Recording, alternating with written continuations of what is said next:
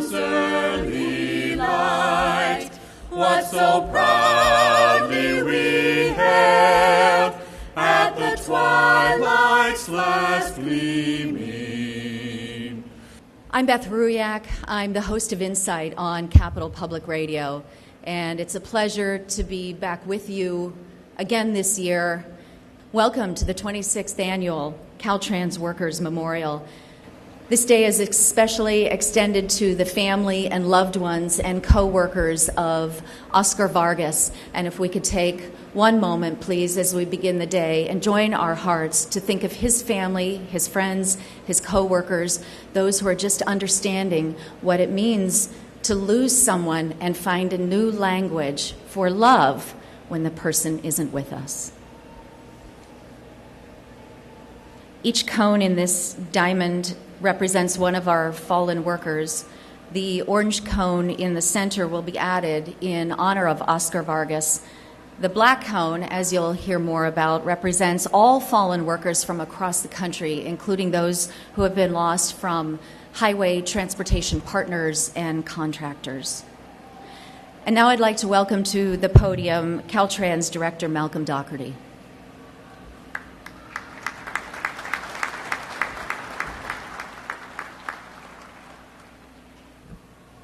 Well, good morning, and thank you all for being here to help us mark this day and honor those who have lost their lives in serving the people of California as employees of the Department of Transportation and Caltrans. We also certainly honor those in the construction industry, the private sector, as well as want to highlight the safety of the motoring public as well. I'm very pleased to be joined by as many family members that we have here today. And you represent a broad landscape across the entire state, and we want to be here to help you honor your loved ones and those, again, who have lost their lives in the line of duty, serving the people of California, doing a job that keeps them safe and putting themselves at potential risk. And on behalf of Caltrans, on behalf of the state of California and all those employees, I want to offer my sincere condolences to the families, and specifically to the family this year of Oscar Vargas, who died last July in the line of duty. And we will unfortunately be adding his cone to the array in front of us. Each of the orange cones in the diamond shape in front of us represent one of the 184 employees that we have lost since 1921. Everyone missed by family, everyone missed by co-workers, each with a story unfinished, and each under different circumstances, but the same result: a life cut short while serving the people of California and keeping travelers safe. As was mentioned this last July, Caltrans Structures Construction civil engineer Oscar Vargas was in a solo vehicle accident after a nighttime shift working on a bridge project along Interstate 8 in Imperial County.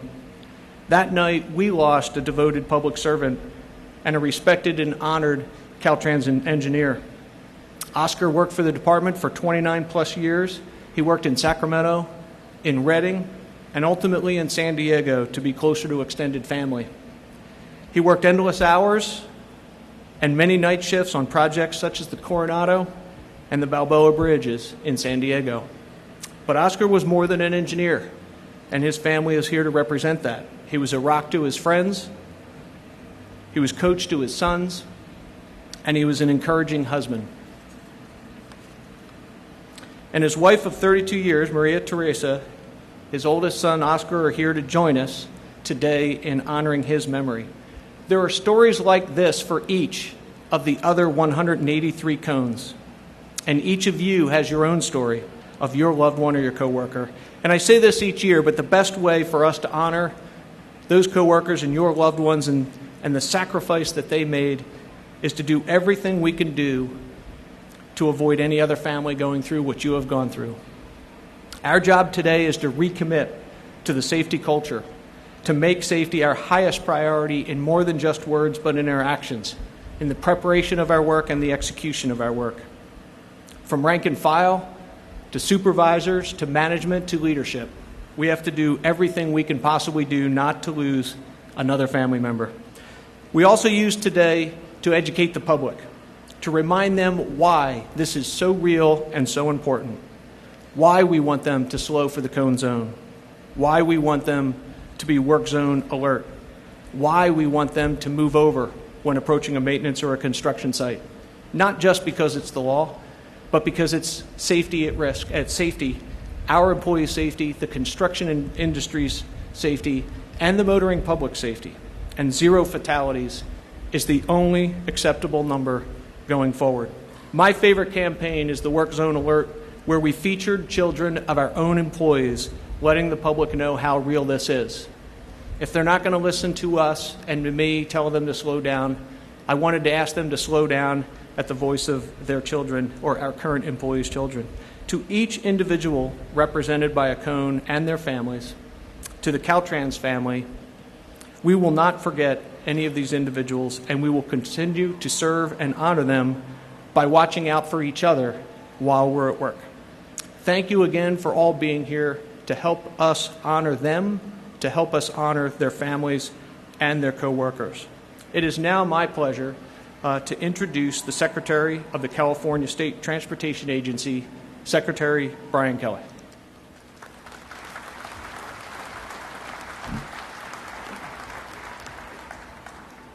Good morning. I'm honored to be here today to join you again in recognizing the great sacrifices and tremendous commitment to public service that Caltrans workers make every day in California. In 2014, 63 workers and motorists died in California work zones. This year, we pay a very special tribute to structures, construction, transportation, civil engineer, and Chula Vista resident Oscar Vargas. I want to express my heartfelt condolences to the Vargas family and to the many other families who are here today who have also suffered great loss over the years. I honor the sacrifices all of you have made so your loved ones could serve all of us. I thank you very much. Today we honor the 184 Caltrans workers killed on the job since 1921. We also thank the 19,000 Caltrans workers who help make our streets and our highways safer. I simply ask the members of the public to take simple steps to protect our workers so they too can go home at night to their loved ones and their families. Thank you very much.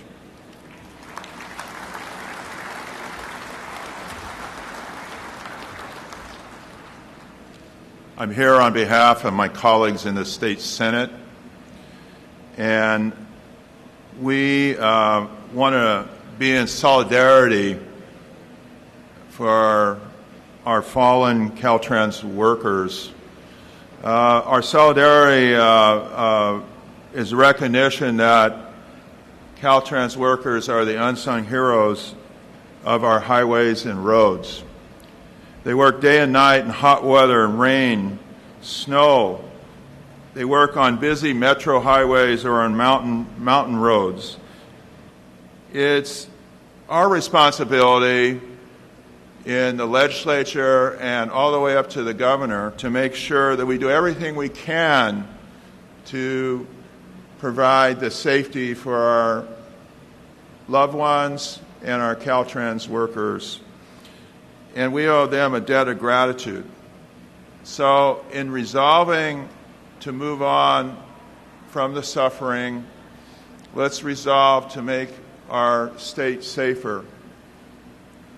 And on behalf of the California Senate, we will do everything we can to stand with you for safety and stand with Oscar for all the Caltrans workers. Thank you.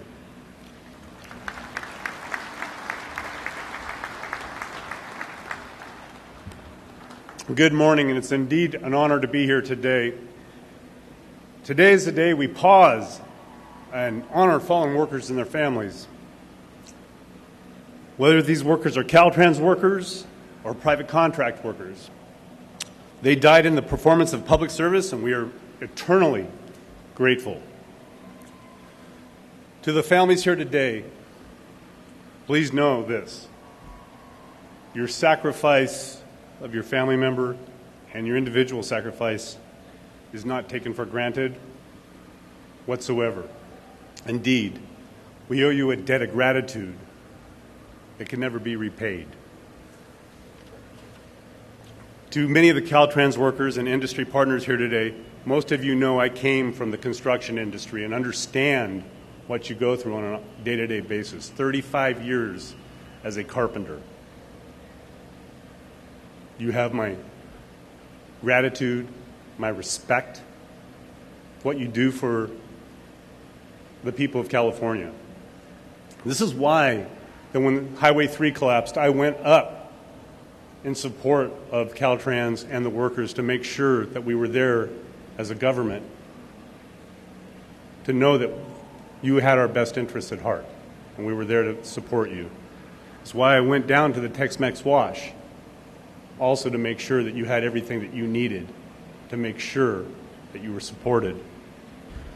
Oh no, we do not take you for granted, and we never will. And to the family of Oscar Vargas, please understand, I've been there. To all of Caltrans and the workers, the contractors, the sponsors of this event, the California Highway Patrol, we're going to keep doing this for you. We're going to keep fighting for you. Just hang in there with us. Thank you.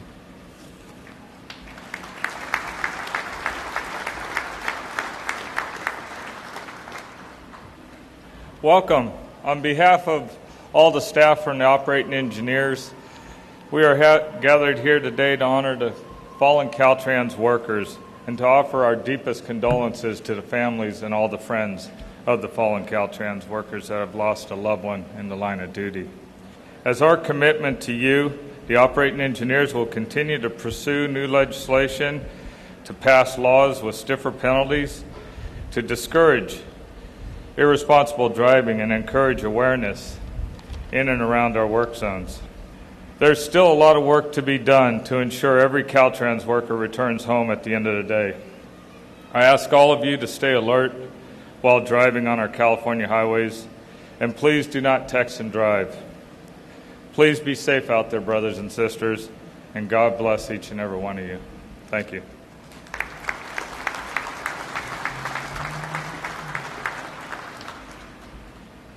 What a lovely day. Good afternoon, folks. Please excuse me if my nerves step out or if my emotions get a part of me. What I see here, it is great to have this type of support. One of the things I want to talk about is nightmares. You know, it's the nightmares that each one of these families have received when they got that dreadful phone call that their loved one has passed away. Another nightmare is a nightmare that our coworkers have when they witness or they hear about one of their coworkers passing away. It is heartfelt. If you guys never experienced it, there is nothing in the world like that. We have become a family, and it's like that. So with that, I want to share my nightmare. I didn't see the vehicle coming. I heard the vehicle hitting the cones. And one of the things that they talk about in our safety manual is to have an escape route. I was a little younger, I was a little faster. I heard the cones, I turned to run when the car hit me. And as fast as it happened, I remember everything in detail from the time that car hit me to the time that I hit the ground. And it just caught me on my back leg, and it caused me to flip. And one of the things that stood out during that time was, wow, I never thought I would see my feet in the sky at the same time. The biggest thing is I survived. I'm here to tell my story. These people can't tell their stories. The nightmare lives through me, it lives through their family, and it lives through everybody that's attached to it. Maintenance employees, do me a favor, raise your hand. All maintenance employees, show me your hands. Safety officers, show me your hands. I love what you do. I appreciate what you do. Take care of yourself, because it's not just you. You're taking care of yourself for your family, for your coworkers and everybody attached to you and everybody that loves you. Thank you.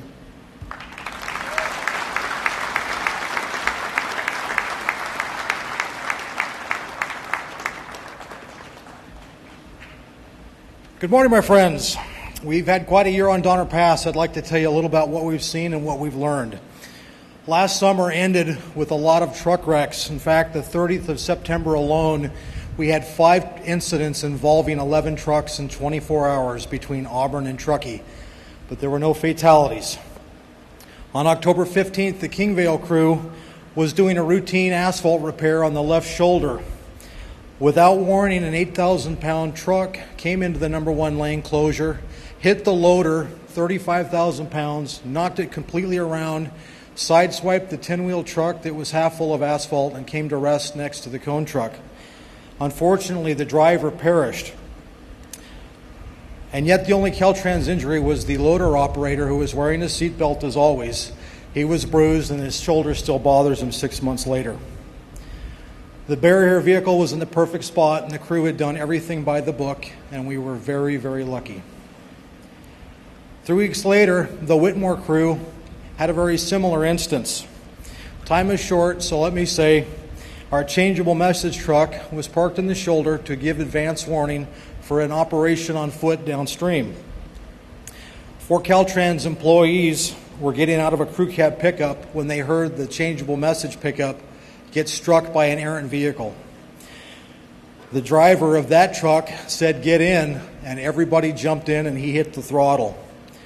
The errant vehicle came to rest 50 feet past where they had all been standing. That is trust. And trust is a very integral part and irreplaceable of safely working together.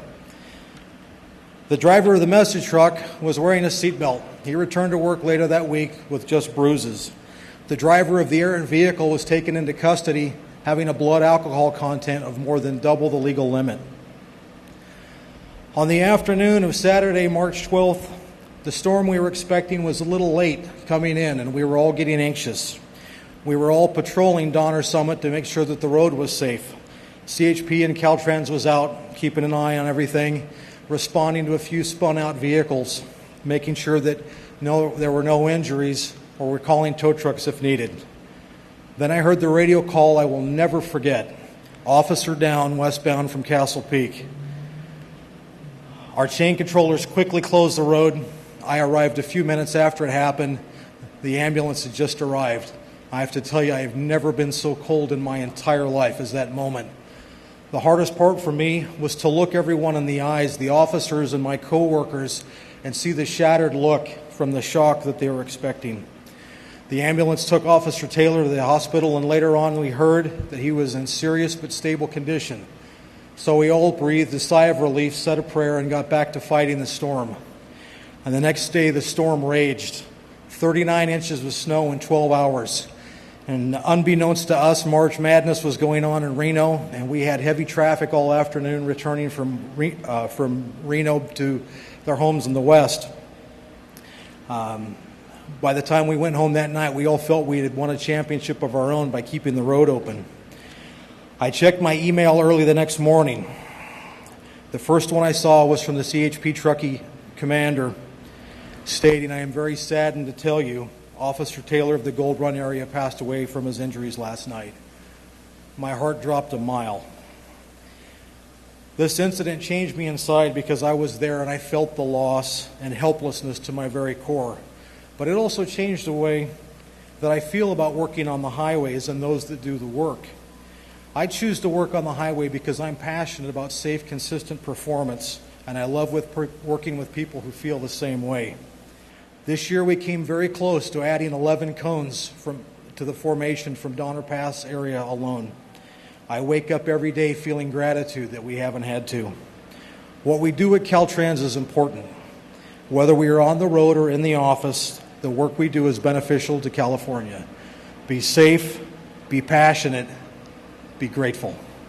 May God bless and protect you all. Thank you.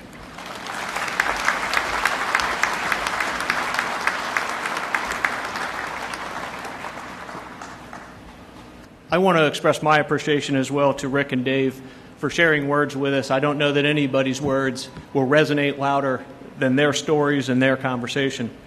But I do want to add, in addition to the memories that we will share today, a ray of sunlight to this gathering.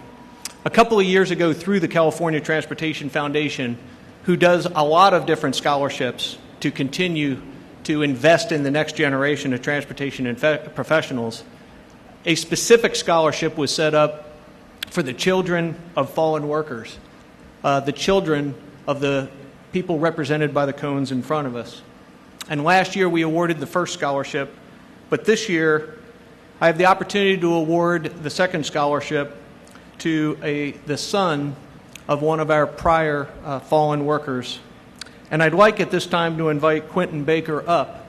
And as Quentin comes up, I will share with you that Quentin is the son of Sean Baker, who was killed in 2013, and I remember that very clearly. It brings me great pride to be able to invest not only in the next generation, but to also invest in somebody near and dear to our heart, closely related to somebody who has died in the line of duty. Quentin, I know that your father impressed upon you to continue with your education and to be a good student and to be diligent, and I know that he would be proud today, and it gives me great honor to award you $2,000 to invest in your education as you progress forward in your second year at Shasta College. Quentin, thank you very much, and congratulations.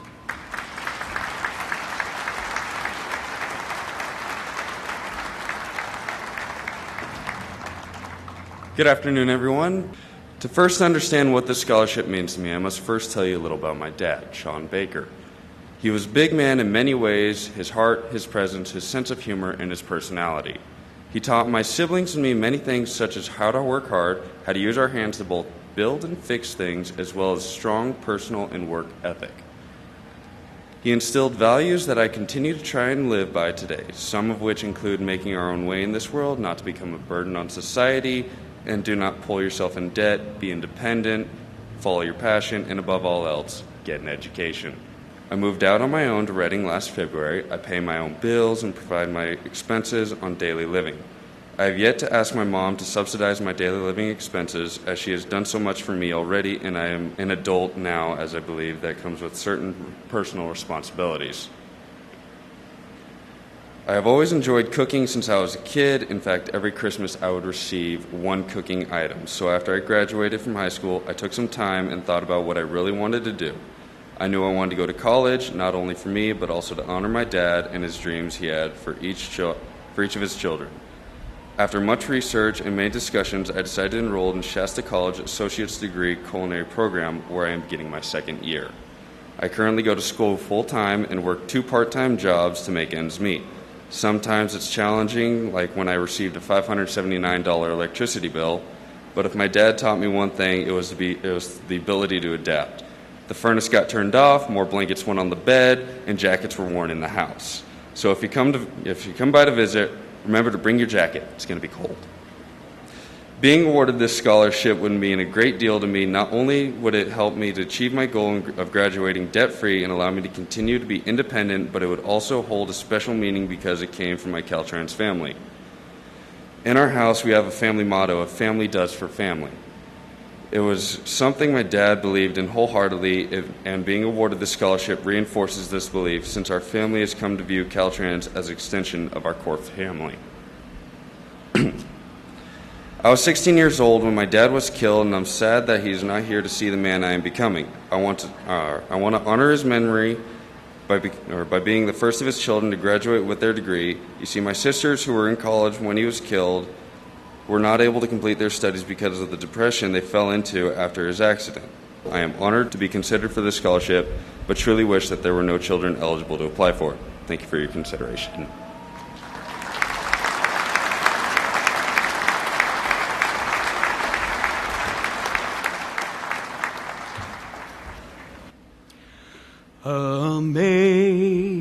Amazing grace, how sweet the sound that saved a wretch like me. I once but now am found. Was blind, but now I see. When we've been there 10,000 years, bright shining as the sun, we've no less days to sing God's praise than when we first begun. Amazing grace, how sweet the sound that saved a wretch like me. I once was lost, but now am found. Was blind, but now I see.